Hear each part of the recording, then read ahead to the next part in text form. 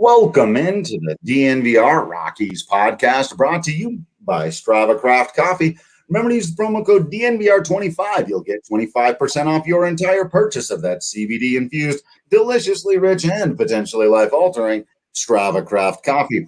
I'm your host, Drew Creasman, managing editor of DNVR Rockies. With me, as always, is beat writer Patrick Lyons. And on this episode, we preview Game 2 of the Colorado Rockies against the Houston Astros with a particular look at the pitching matchup. Antonio Senatela versus Framber Valdez should be a really, really fun one. But the big topic of the day is going to be a fun one that's near and dear to both of our hearts and really should be to any baseball fans' hearts out there. And that is Major League Baseball's Field of Dreams game that is coming up. It's been in the works for quite some time, and it feels like finally we're going to get this thing, and it's going to be super, super cool. And we're going to show you some pictures, get into some of the fun details about all of that. And Patrick, it just, we were talking about international baseball in the last one. We got Field of Dreams baseball here. The Rockies remain dominant at home. They've been less terrible on the road, and it just feels like a pretty fun time to be flipping on the tube every day and watching some baseball. It truly does. This team has been incredibly exciting, not just because they're really, underdogs, right? And they've been counted out, and there's all these, narratives around the team about what's going on in the future, and they suck, right? Like that summarizes a lot of sure. When the Rockies aren't winning, their motto becomes, quote, they suck. And depending on who's saying it, factors into what your reaction is going to be, 100%. How you feel about that comment. And it's okay, fine, they suck. But now I can enjoy them for a completely different reasons, because you said they suck, and guess what? They won 4 in a row. They won, 5 of their last 6 from the homestand. They're playing so much better on the road. Every road series they've improved upon, and even taking 4 wins in those 10 games, the previous road trip is really good. It's actually really good to go 4-6 there. I would be curious to go back and actually look to see how often they've played that well in an entirely California road trip, or even in 6 and 7 game series, right? Yeah. It's pretty rare. So what they're going to be able to do in Houston and San Francisco on this short little 6-game road trip before coming back to San Diego and Diamondbacks, it's fun. It's all just kind of icing on a cake. And yes, it's not the big 6-tier wedding cake of we won the World Series, we did it, and we can all celebrate with family and your grandparents. They thought you'd never see it, this, that, and the other. It's not that, but look, it's our cake, it's your cake, and there's some icing on it, and it's been pretty nice.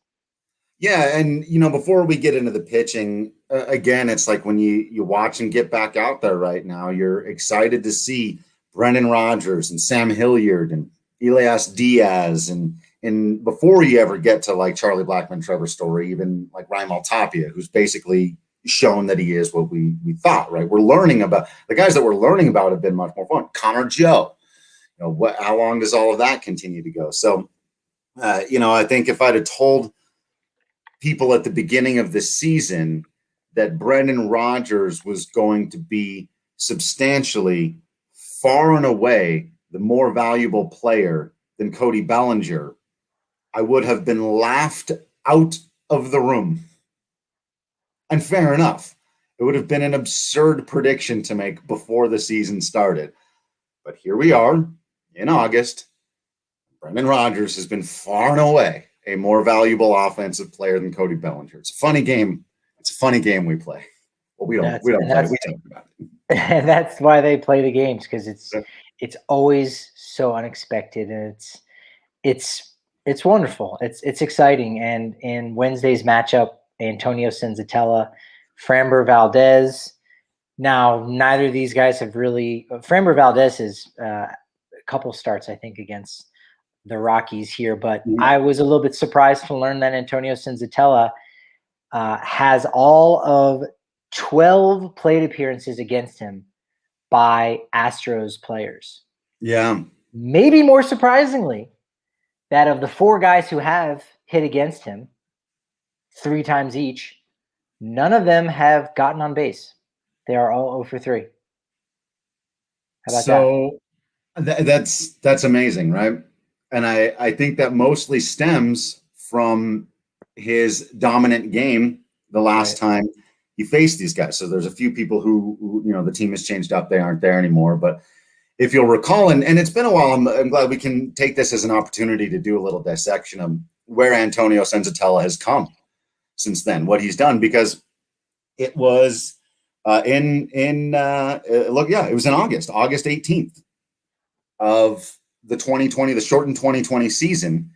And do not forget that Antonio Senatela was the Colorado Rockies' best pitcher in 2020. And it really looked like he was coming on, and he's fallen back to being comfortably their 5th guy, though he's been about league average. But this was the crowning achievement of that year, where he faced off against Zach Greinke, went 8 innings, only gave up 3 hits, no runs, didn't walk anybody, 6 strikeouts. One of the best outings of his entire career. I think he had one earlier in this season that may have bested it just a little bit, but and that's just by the numbers. You consider the level of competition, all that stuff. It was a great outing for Senatela. It's really too bad he hasn't been able to continue to build. He's had some health issues this year, but it reminds you of what he can do at his best for the 5th guy in your rotation. That's pretty exciting to get to watch him go back out there and see if he can reproduce this magic. And those 4 guys that did face him last August are all the notable names you're going to see on Wednesday afternoon. It's right. Altuve, Michael Brantley, both All-Stars, Kyle Tucker, who's on that precipice of becoming an All-Star, and Martin Maldonado. So, yeah, that was just such a almost career-making performance, and you could just see Senatela just pounding his fist when he was coming off the mound in that game. Just 0-0. It seemed like no one would score. Houston did get the better of the Rockies in extras, winning 2-1 there. But that was one of the bigger games to take away and remember from that 2020 season. That was it was very strange.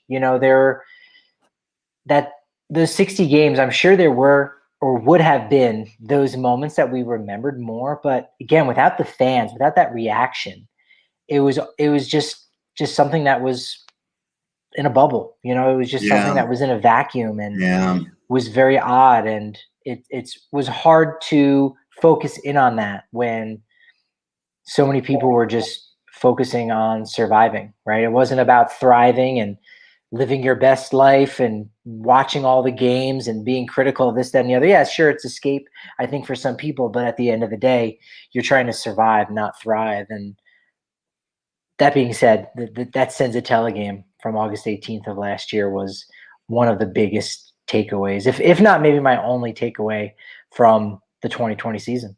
Right? It totally, right? How about this for Senatela? His first 2 years in the bigs, he'd gone back and forth between the rotation and the bullpen. He'd basically been the Rockies swing man in 17 and 18, as you will all recall, years they went to the postseason. His raw ERA was in the mid-4s and didn't look great, didn't have anybody excited. But his ERA plus was 108 both years. That's very, very solid, especially for a rookie. And if you'll remember, in 2017, he started in the rotation. He was actually the first player in the National League, just ahead of Clayton Kershaw, to get to 10 wins. If you're, again, the win stat is what it is. But he got off to a great start, cooled off. Then he's in the bullpen, sent back and forth to AAA a couple of times at 108. The one really bad year on his resume is 2019, which, welcome to the 2019 Colorado Rockies. Everyone was crap that year. It just ran completely away from him. He put up an awful ERA plus of 76, raw ERA of 671 in 124 innings pitched. Really his first time trying to convert him full time into a starter, as the Rockies were dealing with more injuries and a really down season, as you'll recall from Kyle Freeland and all of that. Then, as we just mentioned, his 2020 campaign only pitches 73 innings, but to an ERA plus of 151. That's eye-poppingly amazing. For reference, Arman Marquez has basically been a 130 guy these last couple of years. So a 151 is a pretty ridiculous pace, and you expect that to taper off a little bit. He's fallen back, like as I said, this year to an exactly 100 ERA plus and 99 innings pitched so far, giving him for his career exactly a 100 ERA plus. He's been, but as we talked about on the last episode, Jake Odorizzi, and what a quality, consistent career he's made out of being basically a 103 guy.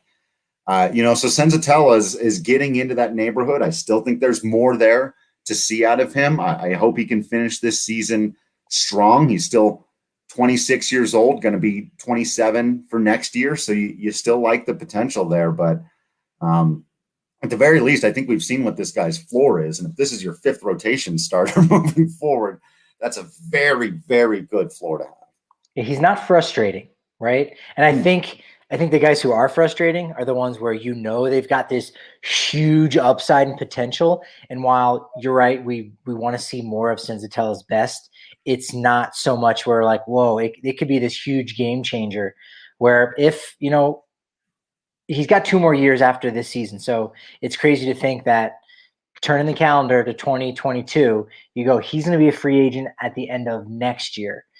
He made $30 million in arbitration this year, so you wouldn't like to think that he's going to become pricey for the Rockies, but I could see the Rockies feeling that he could become pricey.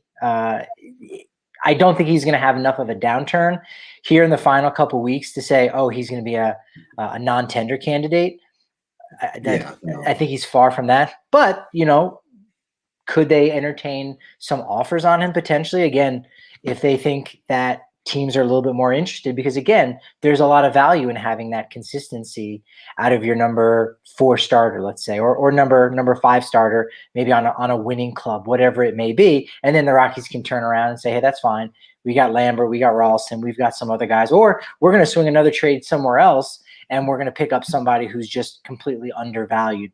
We could see what happens with that. And again, not trying to put anything out there in the world that's going to make anyone sad or upset going, no, I love Antonio Senatela.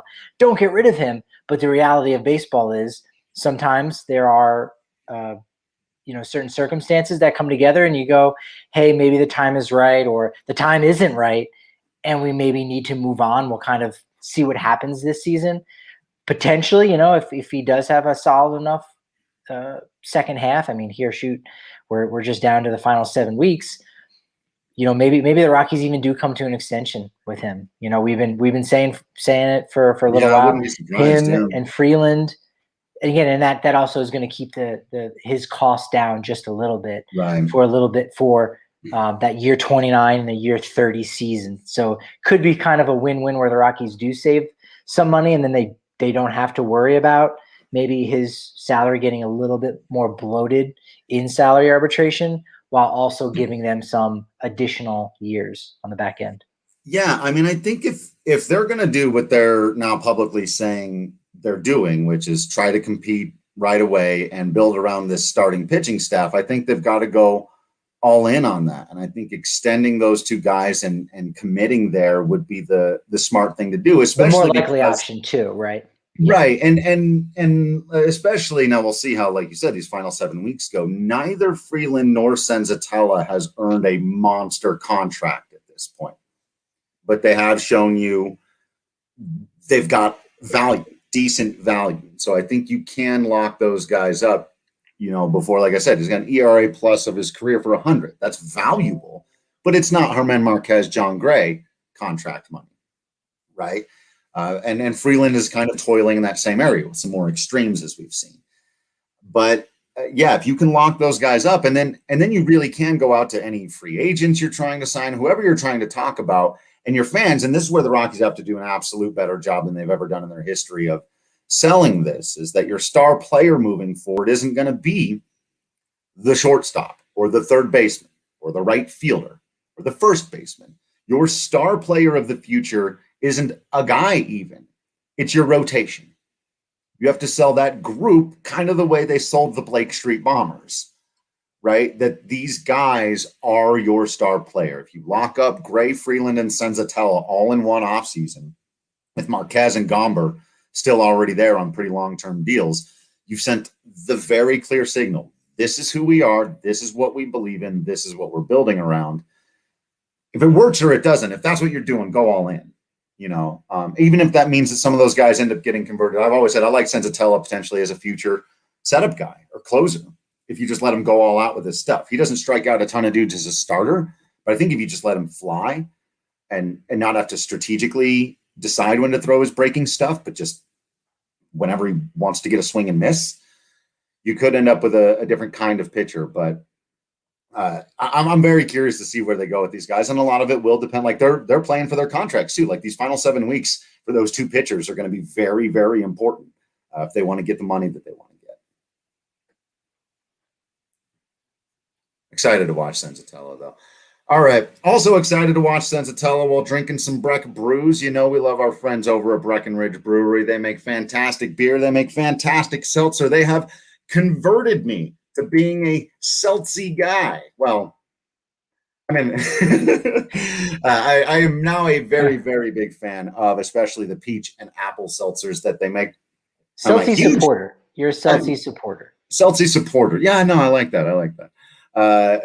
I especially like what I'm a big fan of is that they give you 15 can samplers. None of this 12 bottle variety stuff. You get 15 cans so you can try out all the delicious flavors, whether you're getting Breck brews or seltzers. You can find those 15 can samplers at your local King Soopers, at your local liquor store. You can get Breck brew on draft down at the DNVR bar. I always do, usually grabbing that Hot Peak IPA or the Mountain Beach Sour. Big fan of both of those. And you get a bigger one if you're a member of the DNVR family. Subscribe today at the DNVR.com. Get access to all the written content, discounts on hats and shirts, access to the Discord channel, a free shirt when you order the annual from the DNVR Locker right now. And don't forget that we are hosting fantasy football parties down at the DNVR bar. You've got to communicate if you want to get in on this action. Get a couple of free pitchers of beer. Go to GM or email GM at thednvrbar.com. It's GM at thednvrbar.com. Let them know you want to come down, host your fantasy football party, hook you up with some free beers and a whole lot of fun. Do become a member of the family today. The fun never ends. We're having a blast out here. Even when the baseball team is not good, we were having a blast. When they're playing fun, also having a blast. Getting ready for football, that's going to be a blast. Nuggets and Avs just around the corner. Got rugby coming up at the end of this month. You might be able to do your NBA and NHL draft. I'm sure with the success that we're going to have with the NFL draft going on at the DNVR bar, your fantasy league, it's going to open the door for a lot more of that stuff. Insane. Yeah. We got to be able to, we got to do a fantasy baseball league. I know Liam hit me up about it like 3 or 4 days before this baseball season started. And I was like, oh, I wish I'd have had this thought 2 or 3 weeks ago. We'll try to do a DNVR Rockies fantasy baseball league next year. I think it'll be a lot of fun. So, all right. What are we getting into now? Ah, yes, indeed. The Field of Dreams, Patrick. I mean, it's just a magical phrase that for any baseball fan, it doesn't have to be your favorite baseball movie. I'm not even, you don't have to pick one. It's always been one of mine. I certainly can't watch it without bawling my eyes out now as an adult. Just like as a kid, I just loved all the baseball stuff. And, now with Dad having moved on and everything, I can't hear the phrase, Dad, do you want to have a catch, without just losing it. So it's like, but it's a beautiful film. It's been a beautiful story for a long time. And it's a very beautiful thing that is happening with making it a reality. And Major League Baseball doesn't always do beautiful things for the sake of the beauty. And there's money to be made here as well. I'm not naive, but I'm just so happy that this is happening, Patrick. It's wonderful that baseball is really beginning to start to think outside the box. And I think the brakes have been pumped a little bit because of the pandemic naturally, but we saw a few years ago there was a game played in North Carolina at Fort Bragg. We know about the London series that was able to occur in 2019, and of course they had to cancel the one in 2020, and they didn't bring it back this year naturally. So baseball is looking to try to have these big events, and they've got it coming up later this month with the Little League Classic.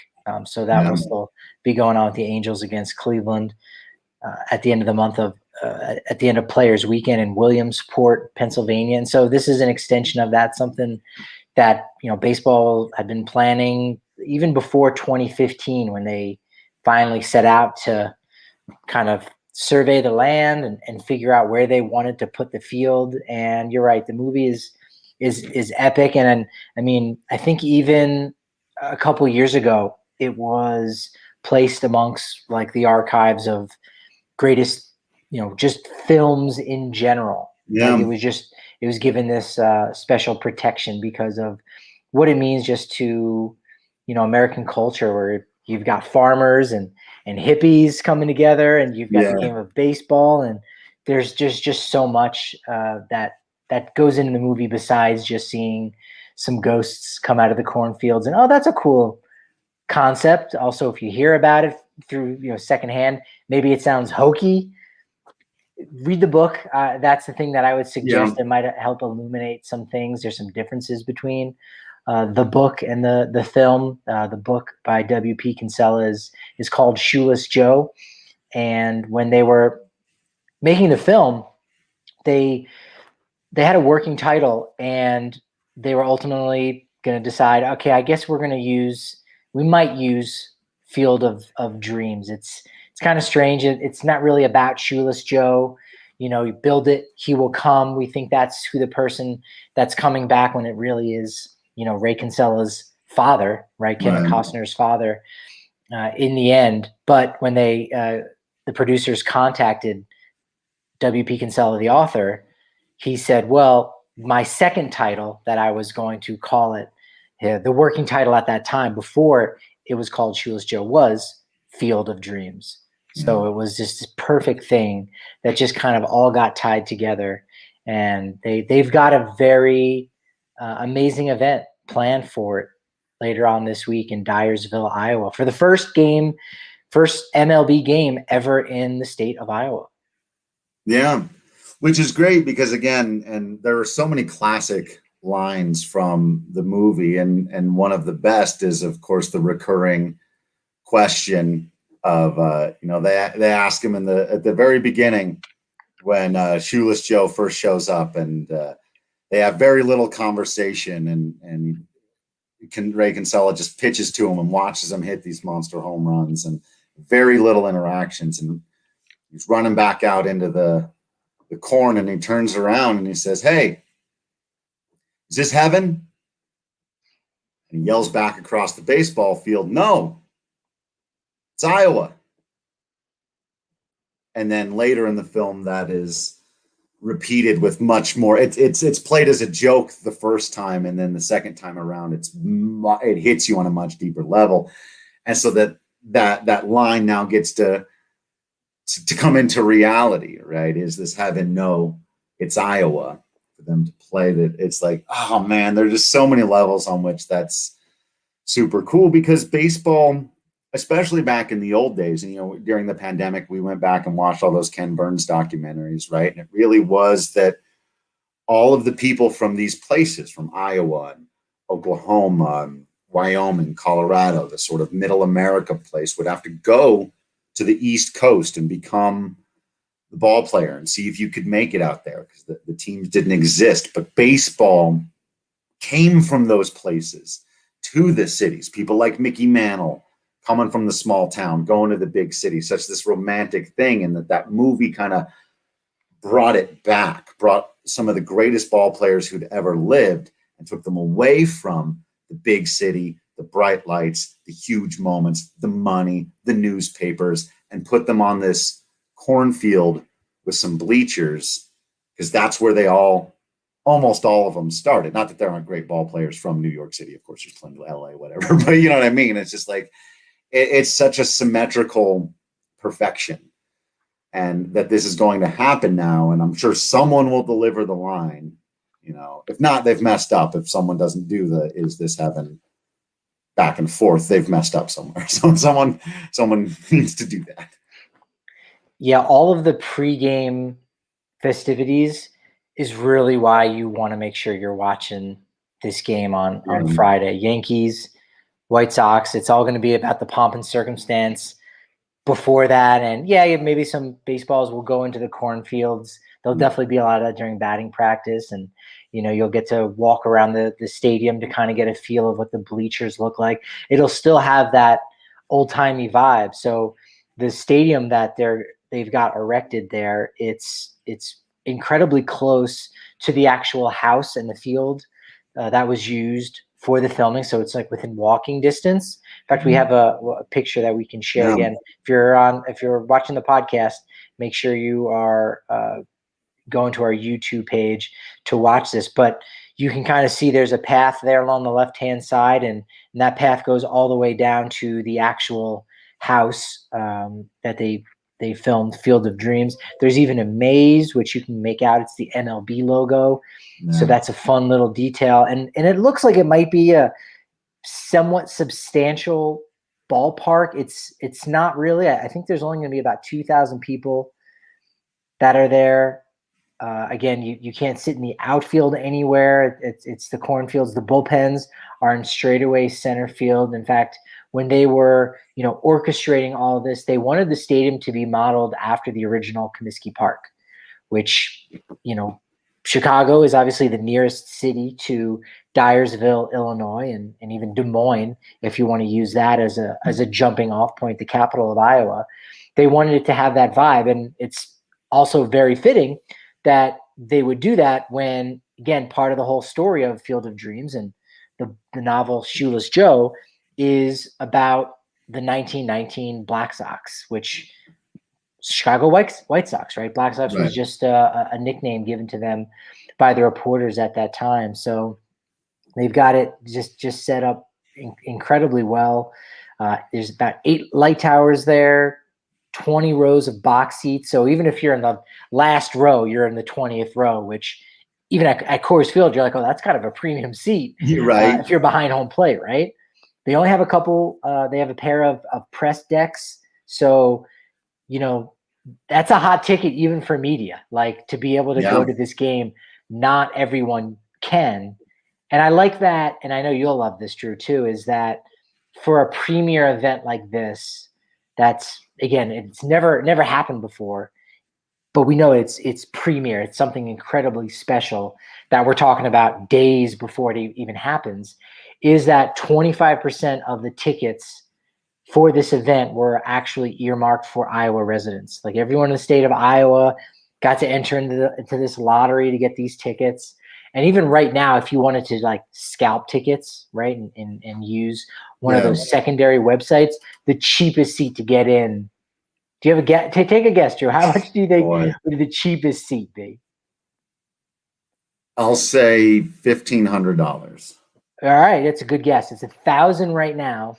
Okay, but that very well could go up, right? Yeah. In fact, I think I only looked at one seat, but if you're buying a pair of seats, you may have to spend a lot more than that. There's not going to be a bad seat in the house. We know that. No. Just to be there is to be amongst the chosen few, right? Right. To have that, and hopefully this is an event they can continue to do for years and years to come. A lot of the facility, a lot of the seats will be put in storage and then, brought back out whenever they need it for different events. They are really trying to kind of keep this as something special, have a lot of travel tournaments, things of that nature. MLB, invested a lot of money in this, not just for a once a year thing.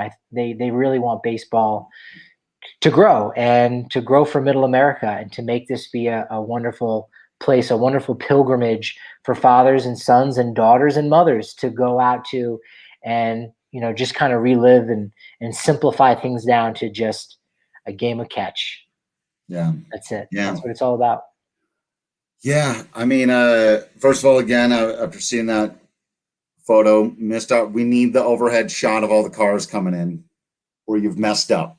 Yeah, again, we need that. They won't shot. get that shot. I don't think they actually will be able to. There You know might that in not the be enough film, people. Yeah, they didn't actually get that shot. right. That's So the plan was they had all these walkie-talkies and, hey, you want to be in this movie? Yeah, drive your car up. yeah. Well, it was a traffic jam. They couldn't go anywhere. They We were couldn't all go. Yeah, sitting there. they're just So sitting. they improvised, and with the helicopter shot, they said, all right, when we give you the cue, flick your lights on and Start off. flashing. Yeah.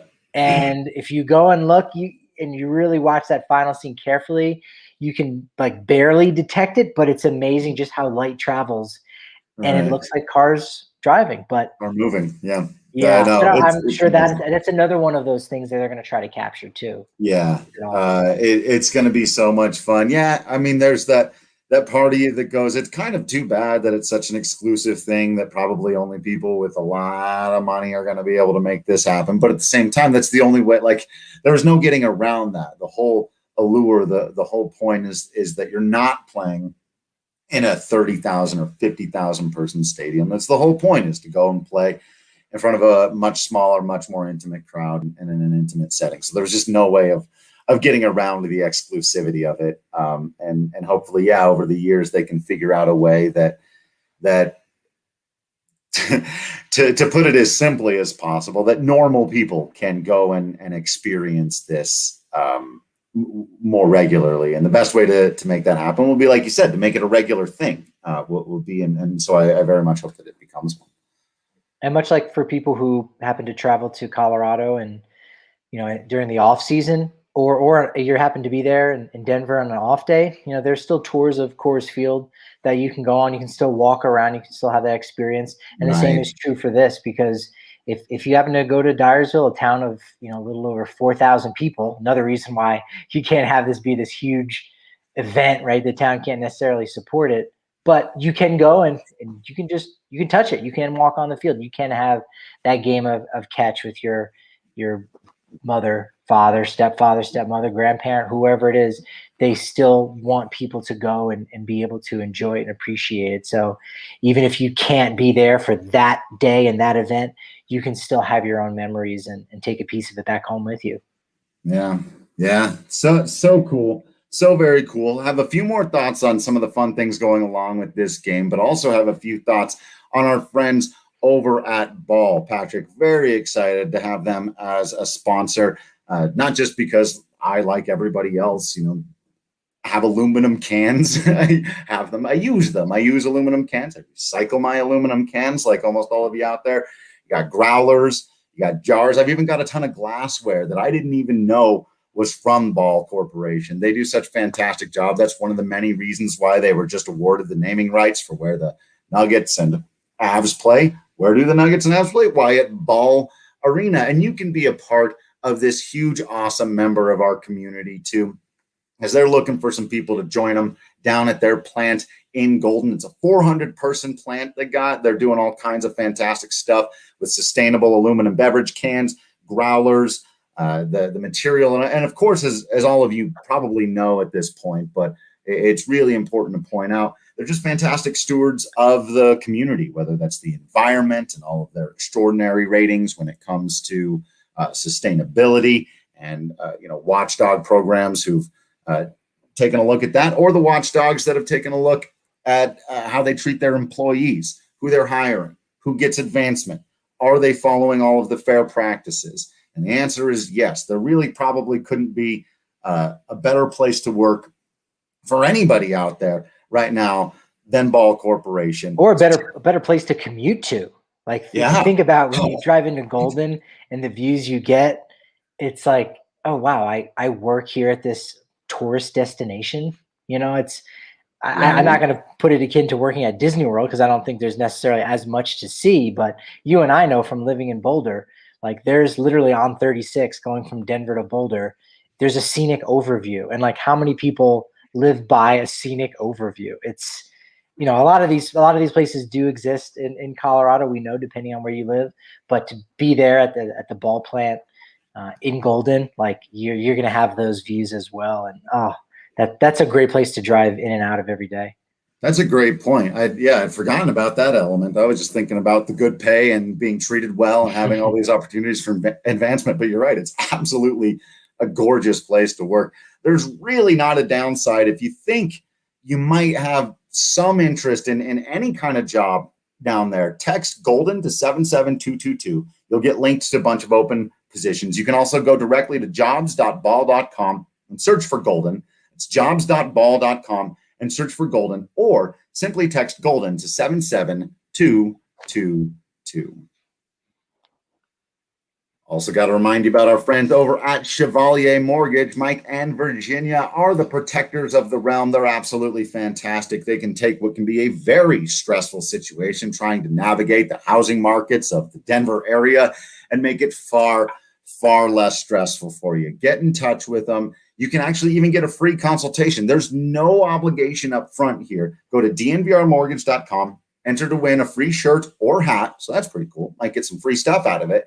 You get a free consultation. You do get one free stuff. That's your free consultation at dnvrmortgage.com. And, after that, I can just tell you, Mike and Virginia know their stuff. They know their sports. They're super laid back folks who are going to take care of you. And they've been a long-time supporter of DNVR. So if you need any help navigating this market, supporting them is supporting us. Again, go to dnvrmortgage.com to enter to win that free shirt or hat and get set up with a free consultation. Or you can call Virginia directly at 303-257-6578 or Mike at 970-412-2472. Michael Chevalier, NMLS number 1931006, and Virginia Chevalier, NMLS number 1910631. All right, Patrick, like with any big event, especially in this country, there's one question that as they roll in on the red carpet, we've all got on our minds. And that is, what are you wearing? What are you wearing? And where can I buy it? Where is the store? But for real. So, okay. Apparently someone out there does know how to make super dope jerseys for special events in Major League Baseball. Apparently there's not a pandemic of awful graphic design just going around as I had previously assumed.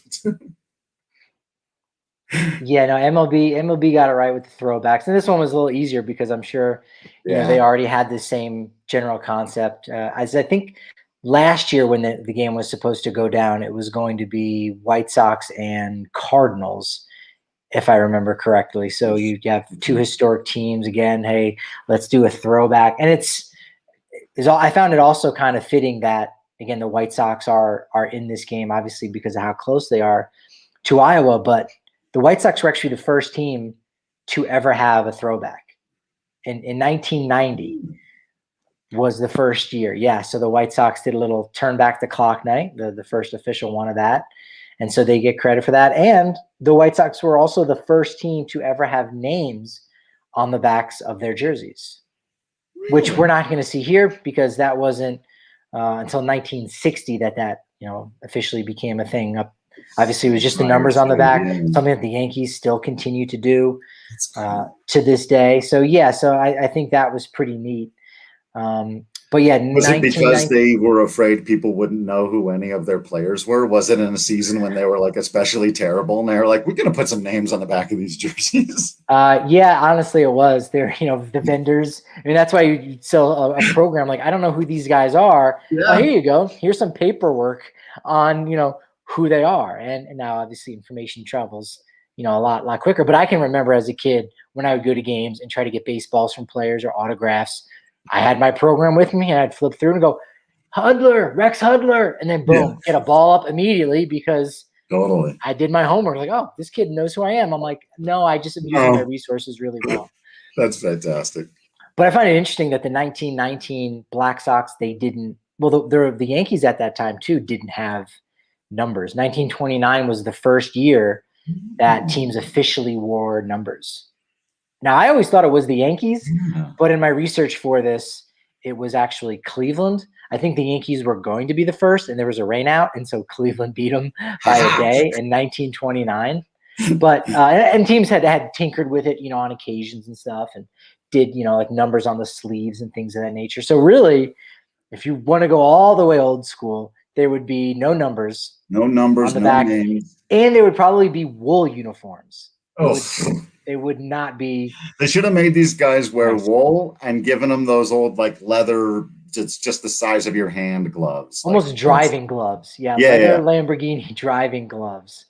And they should have made, Craig Kimbrell here forced to pitch with one of these leather gloves. Here we are for those of you watching on YouTube. You can see White Sox legend Craig Kimbrell. Oh wait, Right. no, that's sorry. He's been around for all of a minute. But you got the striped cap with, again, no logo on it other than New Era on the side, and I imagine the MLB logo on the back. You've got the SOX with the O in the top half of the S and the X in the bottom half of the X. And yes, you do have the Nike swoosh on there, but Yeah, it does have that off-white, old-timey kind of feel, which, is a perfect for the fact that it's, again, the White Sox. Charlie Comiskey, the owner, was just so cheap that he would charge players to have laundry done for them. So the players didn't even bother washing their clothes. So they went from being clean and white to dirty and black. So they were the Black Sox there. And then one of the reasons why they needed to make some cash on the side there in the 1919 World Series. Little extra cash flow. Yeah. Love the hat here. Love the way the hat. I really do love this look. You're right. The one thing that is a dead giveaway for the fact that this is not really an old uniform is the Nike swoosh. It's just pretty prevalent and obvious, sort of gives it that. But, we understand sponsorship and they pay for things. And so you give them back what they need in the deal as well. But yeah, love the Sox logo, the old school Sox logo with the O and the X in the top space and bottom space of the S has always been super clean, super awesome look. The pinstripes, the just off-white about this is just everything that, screams old school. If he was wearing one of those old-timey gloves and didn't have the swoosh, you could think, oh yeah, this guy played in the teens or the 20s for sure.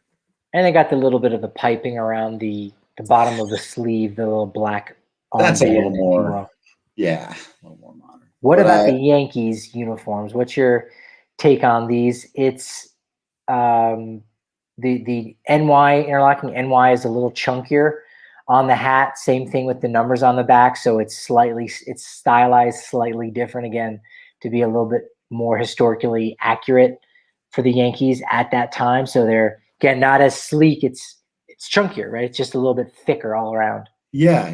I think, again, that's what I like about it is it feels old school. And when we know the Yankees have only done so much, they've kept a lot of their old school feel about their look anyway. Not a whole lot of 6'8" guys playing back in the 20s, but we'll forgive them for that. It's not his fault. But I love the way the logo looks here. I love how clean the pinstripes are. Again, the swoosh kind of stands out in my mind like a sore thumb, because if it wasn't there, you could look at this and go, oh yeah, he could step onto a movie set, right, wearing that, and you go, oh yeah, this looks like the old Yankees, man. And it's cool. Like, timeless. One of the things that baseball really, really has going for it that a lot of the other sports don't, is this long history. And whenever they get to tap into that and really reach back and tie those things together and have some of these modern stars donning the logos and colors and stylings of those of years past, it's just so cool. So I'm glad that they leaned hard into that. They didn't do something silly or stupid or ugly like they've done lately with whether it's the All-Star Game uniforms or even some of the players' days that have been like, okay, they could have messed this up. We know they could have done a much worse job here. That they just leaned into the right sentiments. Good stuff. It should be an aesthetically pleasing baseball game to watch. Yeah. Whatever happens, the outcome is kind of irrelevant. It's celebrating Field of Dreams, celebrating the history of the game, good and bad, because we know there's a lot of bad there. that went down in 1919. Baseball was segregated at that time too, so that's certainly something that shouldn't be forgotten. And then, in fact, that's even something that's kind of gone into a little bit in the novel in Shoeless Joe, which was an aspect I would have loved to have seen in the film itself. But it's must see TV. You definitely have to make sure you're there to watch the pregame stuff, and that's going to be a big buzz. I look forward to talking about that again next week. Yeah, it's going to be interesting. Last question I have for you on this general topic is, what do you think, just as a guess, like what percentage of players do you think are super excited about this? And what percentage of players do you think are mildly annoyed by the pomp and circumstance, having to go to a weird spot, maybe breaking up the schedule, these things going on, maybe, I don't know, maybe guys got like a hit streak going. He's like, I don't know, what, like, do you think there's any of that going on, or do you think there's been full embracing of the thing? Because publicly, everyone's talking very positively. No one's going to come out and say, I don't want to do this. But what do you think? Some of that? I honestly think they're probably a lot more okay with it than we realize. I would guess. I think within each person, because I know I'm like that, where, I've got this thing to do over here. I don't like it. I don't want to do it. But I also know, it comes with the territory. You got to do it. There's still this element of fun to it. So there's pros and cons with everything. So if you got to do it, you want to focus more on the positives. So we know those negatives exist with habits and routines. But the way these, players are kind of treated, I think they're even flying into Dyersville, which I had in an airport. So that's kind of an interesting experience. I think you just say, look, I'm a professional athlete, and you got to do different things and put the hats on, whatever it is. As long as you pay me, it's fine. And at the end of the day, wow, this is a really cool and special thing. And so I think they have the ability to push that because they know there's no getting around it. Yeah, I mean, you got to play the game. If you're healthy and if you're a starting pitcher, if you're Jonathan Loizaga, who pitches the day before, you're like, well, I'm not going to get in this game at all. I know I have to go. There's no excuse I can get out of it. Oh, I forgot I got that dental appointment, so I can't go to Iowa. I'm going to stay in Chicago for the day. It's just part of your job. So I think guys are able to compartmentalize. I think that's a good way of looking at it. And at the end of the day, there are those moments where you look back and you go, well, I'm glad I did that, or I'm glad I was able to be a part of that. And I think the older veteran players, the more that they can impart that on the young guys, and that realization, like, okay, yeah, this is a little bit of a headache. Our wake up time is here. We got to go over there. But you know what? This is special because at a certain point, it's all gone. It's all over. We don't get this opportunity ever again. And you know what? Let's really enjoy the moment. Let's smell the roses. Let's smell the cornfield. Just smell that cornfield. Stop and smell the cornstarch. So that's what we're going to be doing. Obviously, we'll be watching the Rockies all along with that for the rest of the week as well, out there on this road trip, trying to see if they can take any of that home magic out there with them. We'll see. Tough task. 2 first-place teams.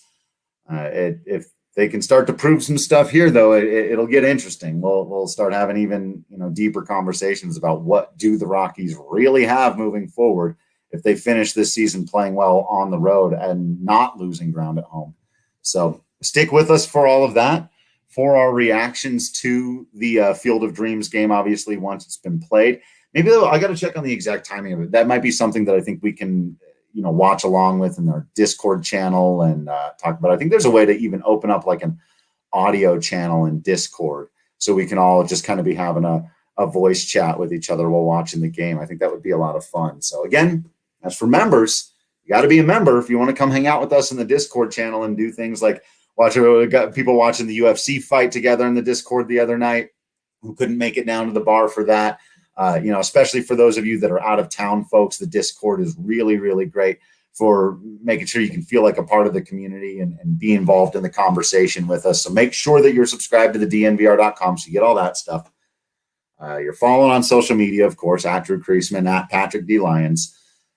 And you're just being great baseball fans out there, whether you're watching the Olympics, Field of Dreams game, Colorado Rockies, checking around on all the other baseballs. We're going to have some pretty fun races in the National League and American League pennants down the stretch, and we'll have more thoughts on that throughout the final couple of weeks here too. But until then, we appreciate you all for being absolutely awesome out there.